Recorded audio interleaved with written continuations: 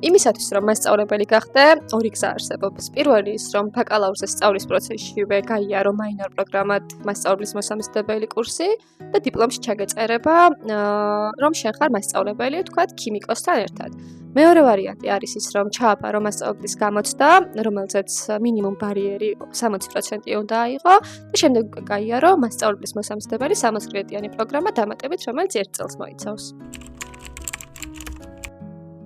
მასწავლებლის გამოცდაზე გასვლა შეუძლია ყველას, ვინც ფლობს ბაკალავრის ხარისხს. აქ ყურადღება მიაქცეთ იმას, რომ არ აქვს მნიშვნელობა რა პროფესიის ბრძანდებით. მთავარია რომ გიყვარდეთ ის საქმე, რისი მასწავლებელიც გინდათ რომ გახდეთ. ვთქვათ, შეიძლება პროფესიით იყო იურისტი, მაგრამ გიყვარდეს ინგლისური და ჩააბარო ინგლისური ენის მასწავლებლის გამოცდა.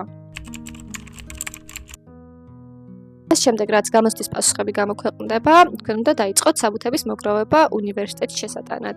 აუცილებელია იცოდეთ ის, რომ სხვადასხვა უნივერსიტეტში სხვადასხვა დროს ცხადდება მიღება, ამიტომ არ გამოგრჩეთ რეგისტრაციის თარიღები.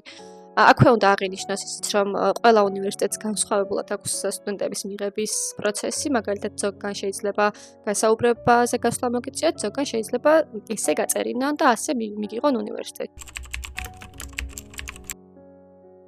მასწავლებლის მოსამზადებელი 60 კრედიტიანი პროგრამა სახელმწიფოს მიერ ფინანსდება 100%-ით, თუმცა კონკრეტულ უნივერსიტეტებს აქვთ სხვადასხვა პროცენტიანი გრანტებიც, ვთქვათ 30%-იანი, 50-იანი და 70%-იანი გრანტებიც არსებობს, თუმცა აქ ის უნდა გავითვალისწინოთ, რომ შენ უნდა მოხვდე იმ კონკრეტულ სტუდენტთა კვოტაში, რა რაოდენობის სტუდენტსაც აფინანსებს ესა თუ ის სახელმწიფო უნივერსიტეტი.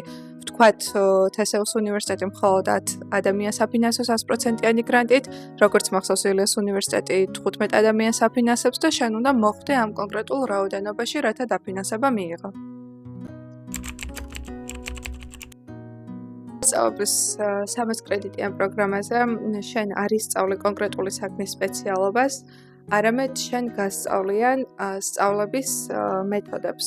აი მაგალითად, როგორი არის სასკოლო საზოგადოება, როგორი ეთიკა არის სკოლაში, როგორ უნდა დაგეგმო გაკვეთილი, როგორ შექმნა დავალებები, როგორ უნდა მიუდგე თითოეულ ბავშვს, თითოეულ მოსწავლეს, როგორი არის ზოგადად აღზრდის მეთოდები და ასე შემდეგ. შენ ამ ყველაფერს გაევლე 1 წელიწადში